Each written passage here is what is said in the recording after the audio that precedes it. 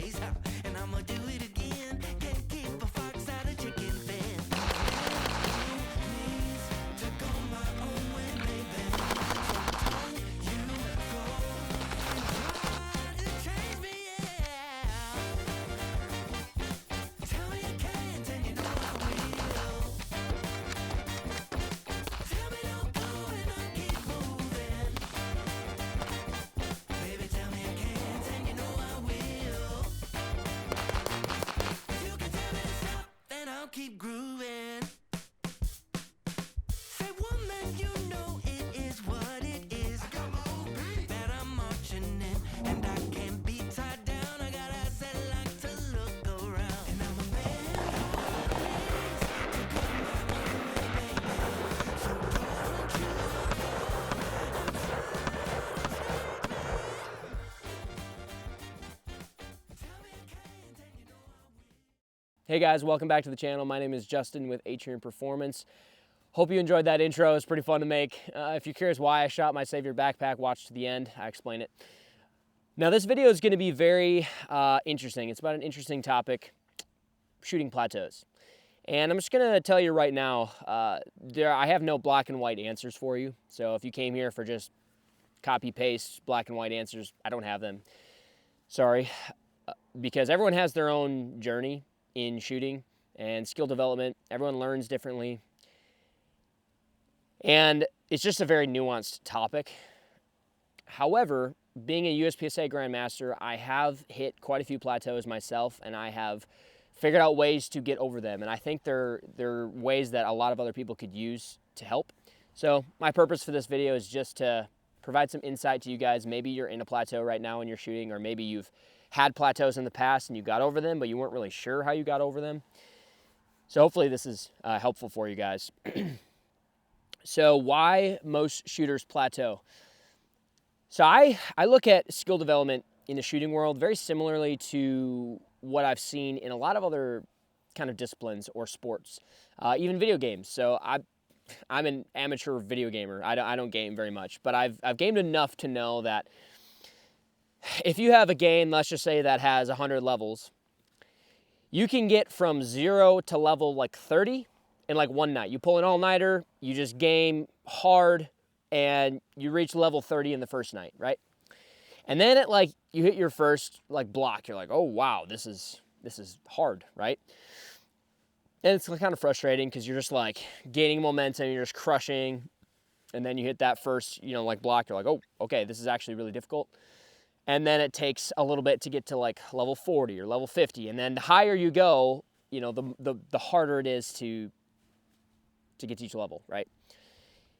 And I've seen this in sports as well, even in like some of the things that I've done, like snowboarding, skateboarding, even guitar playing. It's a very similar thing where if you just practice your heart out, you will get very good very quickly. But then getting past that first plateau, after you build a lot of that, initial skill development or skill, it gets pretty frustrating because you don't really know. You've only seen success up until that point, and then you hit that first plateau and you're like, oh wow, I don't really know how to get past this because historically I've, just seen success. And then maybe you actually overcome that first plateau, that first, roadblock, and it's relatively easy. And then the plateaus get harder and harder after that.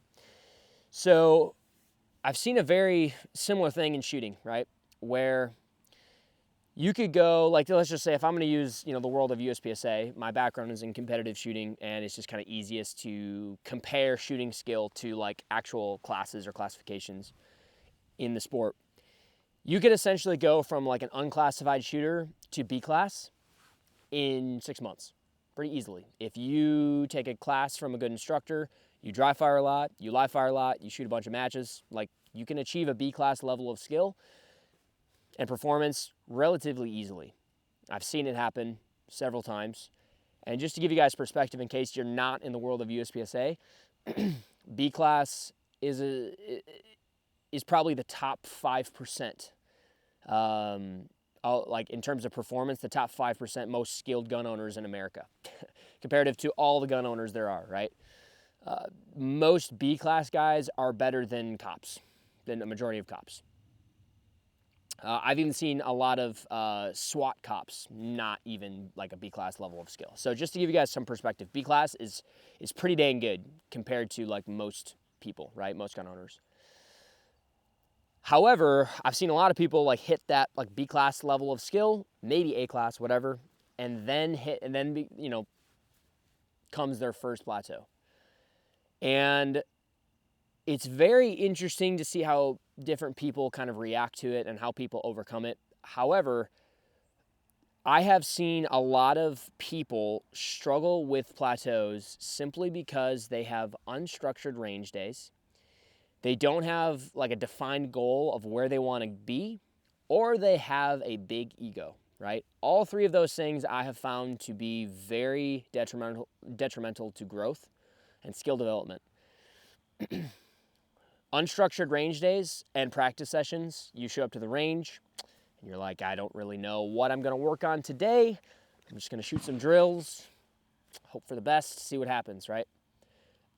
Dry fire, right? That you pull your gun out in dry fire and you're just kind of like doing some reloads, maybe some draws, mechanic-based stuff, right? And you kind of walk away and you're like, I don't really know what I got from that, right? Like, I guess I'm in tune with my gun, but like, I don't really feel like I got much value out of that.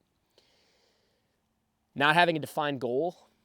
This is something I struggled with for a while. When I got into USPSA, I just was like, my goal was to make M class, and I was like, man, if I can make M class, I would be happy. I would be thrilled. I don't need to do anything more than that.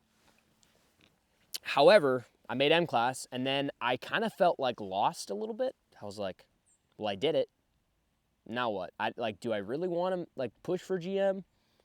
I never thought I'd even get this far, right? I thought M class would like take way longer than it did. And so I think I had a little bit of like an identity crisis as far as like what I wanted to do. Like, am I actually going to pursue this as like a shooter? Because people that become Grandmaster like dedicate a lot of their lives to this, right? To shooting. So it's like, do I want to do that? I don't really, at the time I was running a different company. And so I'm like, man, I don't really know if I want to do that. And so it would have been a lot better for me to just sit down and have a very clearly defined goal and stick with it, right?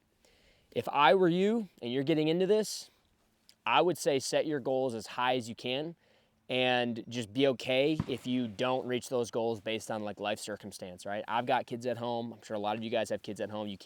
Maybe you can't dedicate your life to this like I have. This is like my job now. However, just sit down, figure out a very clearly defined goal, and that is going to help kind of dictate your path and how far you want to go. And the third thing is ego. Man, this is a tough one, and this is one I see a lot in like the defensive world or the tactical world with cops, military, defensive shooters, defensive shooting instructors, even just instructors just in general. Ego hurts growth, just big time. I would say it probably hurts growth more than anything because, we've all been there. I know I've been there where like I said, you maybe put a lot of work in, you hit that B class level of skill and performance, and Dunning-Kruger goes in full effect. And you're like, wow, I know a lot. I have lots of knowledge. I have lots of skill. Pretty much as good as it gets, right? And as soon as someone comes along and completely like decimates you at a match, or someone just tells you you're wrong about something or a different point of view or whatever it may be, and you reject that because of your ego and you're scared of thinking or believing that what you've done up until that point is not enough, it's going to stunt your growth substantially. So those are the three things I've seen that usually cause plateaus, right? And the thing is, like, I think it's inevitable. I think one of those three things, hopefully not the ego. The ego is a choice, right? You can prevent that, but not having a goal, like, that's tough, especially depending on where you're at. And also having unstructured range days, it's very tough because you don't know what you don't know at first, right? And unless you have guidance from a coach, a high-level coach that understands these things, like, it's just kind of the part of the journey. So those two things, you may just have to kind of deal with it and go through it yourself because that's part of the journey, right? Now, you hit a plateau. What do you do to fix it? And I would be very curious, for those of you who've made it this far into the video, I would love to hear you guys comment down below if you're in a plateau right now and what you're currently doing to overcome that plateau, or if you've hit plateaus in your shooting, what you did to overcome them to get past them. I'd love to hear your guys' thoughts and experiences. However, my experience and advice is pretty simple. It's two things. Number one, you need to go get professional coaching from a high-level instructor. You need to go take a class from a high-level instructor. I would highly recommend taking a class from a master class or a grandmaster instructor, because if you're at let's just say even a B class or A class level of skill, you need to learn from someone who has been where you're at, remembered it, and can teach you how to overcome it and to give you a roadmap to progress to the next level, because they've done it. It's not knowledge-based teaching, it's experience-based teaching. It's a totally different thing, right? And that's why I believe so heavily in like instructors. I preach this a lot. I'm sure people are tired of it, but I preach it so much that instructors need to be performing at a very high level all the time, on demand and under pressure, because it is how you become a better teacher that way. And I'm not saying that all grandmasters are good teachers. That's not what I'm saying. But I'm saying, though, like, I have yet to see a grandmaster that can't at least explain in pretty good detail how he does things or how he got to where he's at, right? I'm not saying I always agree with them or agree with how they present information, but if you've reached that level of skill, chances are you have a very, very good idea on how to achieve that level of skill, right? There's some anomalies and things like that, but for me, it's really important that you go take a class from, like I said, a grandmaster or a masterclass shooter. Couple of recommendations: J.J. Ricazza, Christian Seiler, Sean Griffith, Billy Barton, Brennan Brennick of Gateway Defense, Donovan Moore, Point One Tactics, Billy Barton's company is Spec Train. Who else? I know Tom Castro. These guys are all super high level shooters, right? And they actively compete. They're actively out there like doing stuff, right? And they're competing at a high level. And I'm sure there's others out there. So if you're watching this and I didn't recommend you, I'm not mad at you. I'm not purposely leaving you out. I can't think of any more right now. But if you take classes from those kinds of guys, from that caliber of guy, that caliber of shooter, they're going to be able to get you out of a plateau. Guaranteed. Guaranteed. They will look at what you're struggling with. They will look at what your tendencies are, and they will give you a solid and a detailed plan on how to move forward. And like that alone will help you. Guaranteed, right? However, if you don't want to take a class, which, whatever, I get it, they're expensive. It's an investment. But the second thing that you should do in addition to or instead of, either one, is go shoot a level 3 major match in USPSA, an area match or nationals. And try to squad with GMs.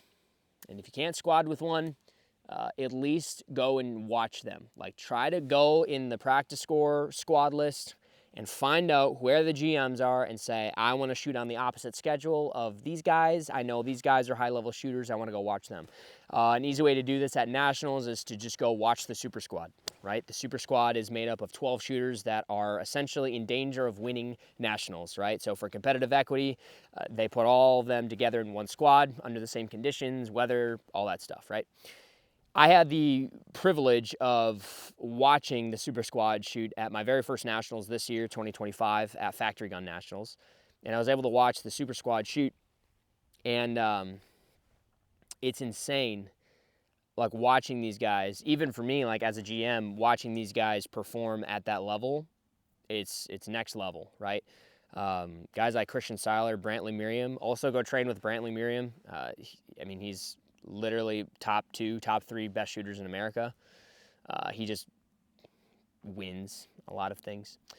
But he got second at Nationals behind Christian Seiler. But like watching Brantley Merriam shoot, watching Christian shoot, watching like Tyler Meisenheimer shoot, like all these guys are just Sean Griffith.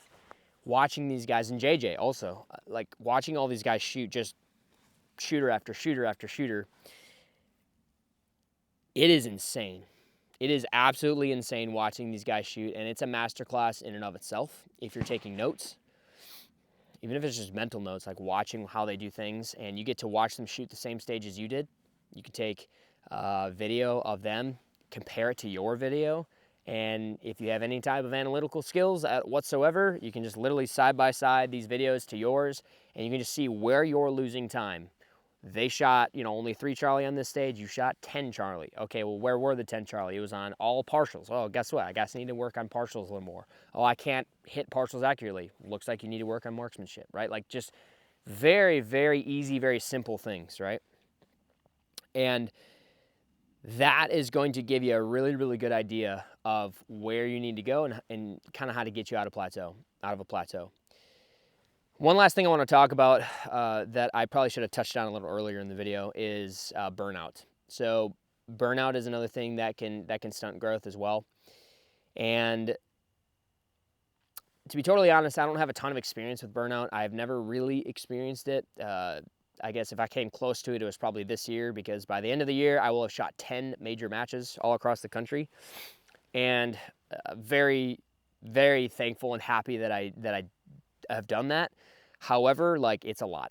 It is a lot of traveling. It's a lot of time away from the family, and it's a lot of training, just constant training, grueling training, so that I can perform well at these matches. So it's tough. But historically, I have not shot more than 10 or 15,000 rounds a year, and that's like on the heavy end. This year's the exception. I'll probably be around 20, maybe 25. So like, I have not really shot enough to experience a lot of burnout. However, if you have, that definitely could be stunting your growth as well. And why you feel like you're in a plateau is because maybe you're just training too hard and you just need to take a break and reset, right? Some people, based on their personalities, or depending on their personalities, they may have to push through it. That's better for them rather than taking a break. But for most people, I have found do better if they just take like a week or two break. Some of my best performance is like a week or two after I, took a break and came back fresh. I'm sorry, you're not just going to lose all your skill. If you're at a pretty high level of shooting, you're not just going to lose your skill in a week or two. It's just not going to happen. You might, worst case scenario, you get out of touch with your gun, right? Like, you're not one with the gun. It happens. But for me, like, my process for training up for major matches, I train really, really hard, and then like a day or two before the match, I don't touch my gun. I don't dry fire. I don't do anything. I just need a reset. And that's worked pretty well for me. So, yeah, burnout is something that you got to keep in mind. Sometimes just taking a little break can be helpful. So, guys, that's what I have. Not a super exciting video by any means, but hopefully this is helpful for you. Like I said, go train with a high-level instructor, take a class, get some coaching, and go shoot a level 3 major match, an area match or nationals. You don't need to be a certain skill level to shoot, a level 3 USPSA match. I would say go shoot. I mean, you got to be safe. Obviously, don't get DQ'd. But if you've shot, between 6 to 10 matches and you can be safe on a range, go shoot a level 3 match. You're going to learn so much, and you're going to really easily be able to build a roadmap, create a roadmap to get over the plateaus and the humps in your shooting performance, your shooting journey. So, guys, I hope that was helpful. Appreciate you guys watching, and see you next time.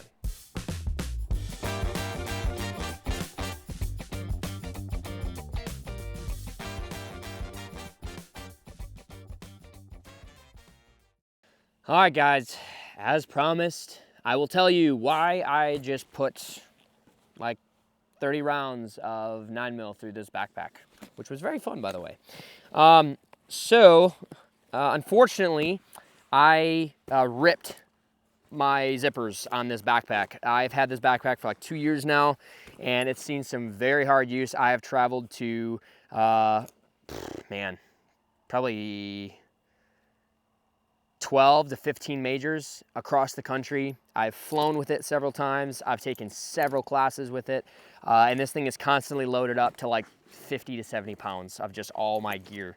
However, just recently I was actually at a match and picked this thing up, and I heard a little couple stitches rip, and it was just by the handle here, and the buckle was clipped and everything. It hurt, and it was this guy just completely ripping off of the main body here, the stitching for the zipper. And then also the other side was ripping as well. You can kind of see here.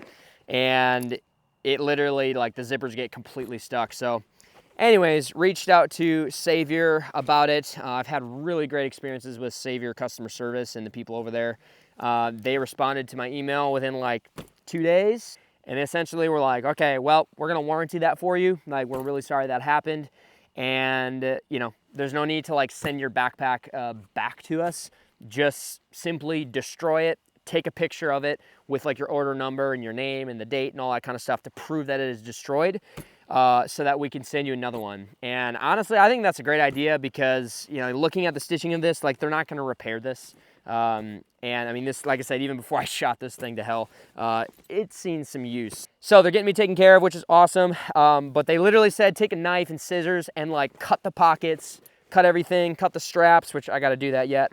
But I'm reading this and I'm like, man, what is the most fun I can have with this? So anyways, I figure I'd make a funny intro out of it. Maybe it was cringe, I don't know. Anyways, they're gonna send me another one. So shout out to Savior Equipment customer service. They make my favorite range bags on the market and the backpacks by far, and their customer service is excellent. So anyways, guys, thanks again for watching. See you next time.